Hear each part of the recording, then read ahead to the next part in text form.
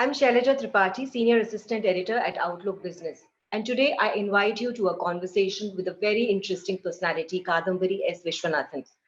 Kadhambari is Assistant Vice President of Vellore Institute of Technology, popularly known as VIT Vellore, which has campuses in Vellore, Chennai, Amravati, and Bhopal. She specializes in the area of biotechnology. One of the most prestigious engineering institutions in the country, VIT was founded by G. Viswanathan, Kadhambari's grandfather, way back in 1984. At the age of 12, Kadhambari even penned a biography of her grandfather titled My Grandpa. She seems to be walking in her grandfather's footsteps to disseminate knowledge to all. A very warm welcome to you, Kadhambari, and I must say your work is very inspiring. We would like to delve a little deeper and get more insights from you. Hello, everyone. Thanks for having me here and for your kind words. It's so heartwarming to hear you say that Dr. Vishwanathan is Kadhambari's grandfather. So that's very nice. Yes, and your work and your vision is really very inspiring. So, tell us a little bit about your education, school and college life, and also your stints abroad for education.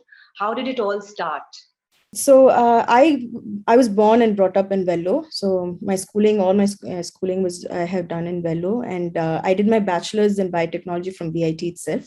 A lot of people raise eyebrows when I say I studied in VIT, but it was not as bad.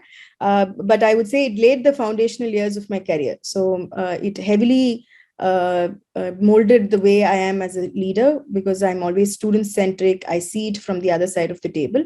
So that I definitely got it because of my exposure at studying in VIT. Then I did my master's at Johns Hopkins Public Health School. Now it's more famous worldwide because they've always been the number one, but now they are the ones who release the corona data and all in the beginning. So that's where I did my master's. And then I did internships at various universities with senior level management. And in 2013, I started as an AVP trainee, and in 2014, I took charge in Chennai campus. We've been working on the project in Bhopal from beginning. I was involved, so we had signed an MOU with the government in 2012. But by the time we acquired land, it was 2016. In 2017, we initiated and we started the campus. Now it's going to be 5 years old. So we have a graduating batch, and it's now a 7,500 student institution within such a short span of time. Can you describe your journey as an edupreneur? My journey as an edupreneur, so we've always been a family of educationists. So my grandfather is involved, my father, my uncle. So all of us are involved. So it is quite natural for me to go to the campus and start working. And these are the campuses I grew with. So my school was basically next to the campus. So I pretty much spent my time in campus. So my journey as an edupreneur would actually start from Bhopal, because that's where I had an independent journey. It was different location. I didn't even know I could speak Hindi so well until I went and tried. You don't even get an opportunity here. So that's where only when you face challenges and you're put in new situations, I think the entrepreneur or edupreneur or whatever your leadership skills would come into forth. So that's when I would say my journey began. And being an institution, this is being an education institution. It's not like other organizations. You need to have a very socialistic approach to it. It cannot be, definitely it is not for profit. But even when you see, how you spend the money, it cannot all be cost cutting, high efficiency and things like that. If it is high efficiency, it has to be efficient, then you don't even have to have a dance program. That would also look like that's why should we spend, it is only a dance club. So that's not the way you have to approach it. You have to have a more socialistic approach to it.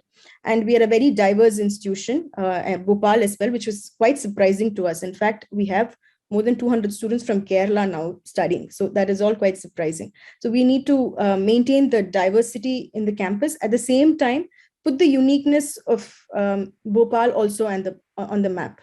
So when a lot of students come in, that has its own set of pluses and minuses. So that we have to manage. So these are all things that brought in me the strength to visualize a campus in such a remote part of the country that would grow in the few coming years into one of the biggest institutions in the country. Tell us what, because you mentioned Bhopal, we are talking about VIT Bhopal. Can you tell us a little bit about your work in Bhopal, the kind of initiatives you've taken there? So initially, so when we planned, when we wanted to expand, we had a plan that we'll expand into the northern part of the country, VIT as a brand, because we had a very strong presence. Our application sales, the number of students who come, they were all quite high from the northern states. And we wanted to be somewhere in the central part also, not go completely north. So, but we wanted to be somewhere in the central. So that's how we chose Madhya Pradesh. And it was quite surprising because many of them were surprised. Why not NCR? Why not in Pune? Why not in Bombay? No, that's what they usually ask. These are the big name cities.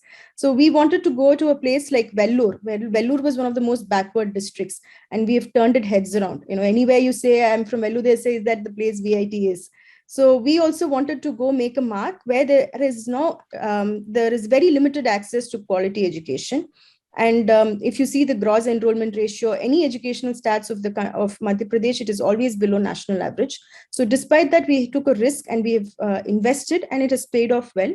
It shows that if we are willing to go into deeper parts of the country, there is definitely market and sustainable future for everything. So that is something I want to put it out to all entrepreneurs or aspiring business people. Please do not restrict yourself to the metros and the big cities. There is potential everywhere if you just have the will to do it. This is one point. So that itself, I think, is a big initiative, for us to go and try out a remote place. The second thing that we've done is our flagship program called STARS, that is support the advancement of rural students. It was a vision of our chancellor, because he studied in a rural school until he came to grade 8 or 9. He didn't know what English was. So he comes from such a background. So we have this program, which say first we started in Tamil Nadu. So from each district, a boy and a girl from a rural school gets free education, boarding, lodging, everything is free. So that we have now we have extended to our Madhya Pradesh campus as well, and they get to choose BTech, integrated MTech, BBA, whatever they want. They study for free of charge, and they can come and stay in the campus as well. So these are the two flagship programs that we have initiated. Slowly, this year we are planning to have a scheme for underrepresented women where access to education is lower.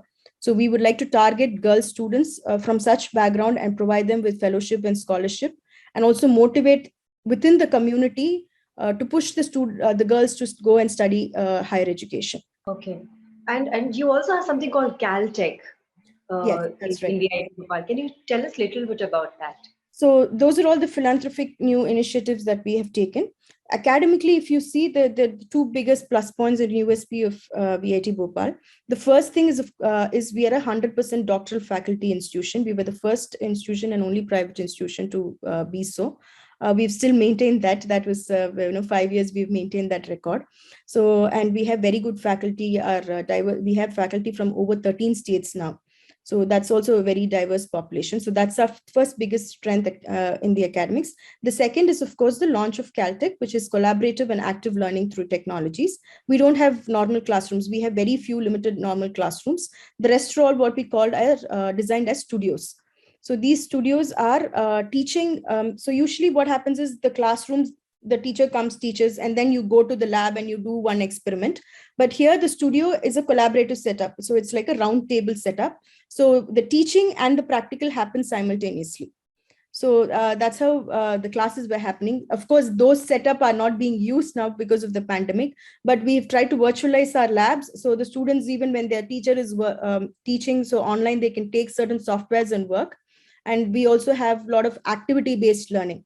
So a lot of things are already flipped. The text is given, so you read and come. So when the student comes, there's an entry quiz. After the teaching is over, there's an exit quiz. So we plan our curriculum, and our faculty are trained to teach in that way. So that way, the students don't just get the information, but they're able to retain and apply it. You also launched vidyarthi.com during the pandemic.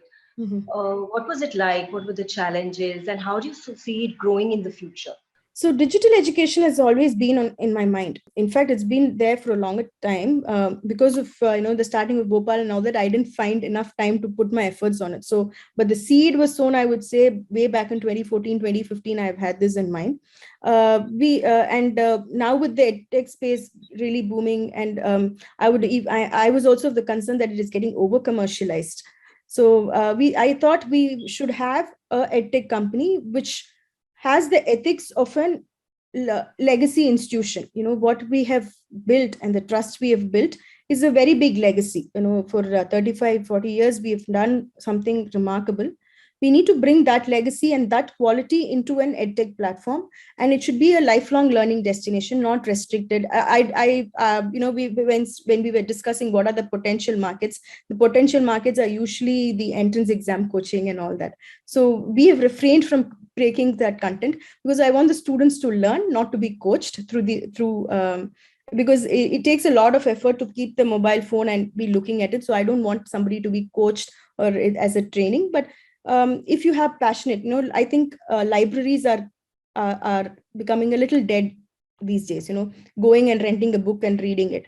So instead of that, you can come take a course and take a certificate. So that is the model we are thinking of, and it will have a wide range of subjects. We don't want to, of course, engineering and sciences would be the strength because that's where we are very strong. But we would also like to branch out into different things. So this time we have a course in Vedic Max. One of our teachers very good in it, so we did Vedic Max. So that is something even a sixth grader can do. And then we have Python, we have ethical hacking. And we want to put it in multiple languages, regional languages, so there is more direct penetration and more students are able to take, and we want to keep it at affordable prices. We don't want to put students on EMIs for online courses. That is not the philosophy that we have. So we want to make this affordable because online you can make it affordable. So that affordability should be, that benefit should be given to the user and to the learner and to the student. Thank you so much, Kadhambari, for talking to us. And the field of education is very dynamic, and leaders like you lend more vibrancy to it through your path-breaking innovations. So thank you for sharing your story with us. Thank you, Shailaja. Thank you for being here today. Thank you.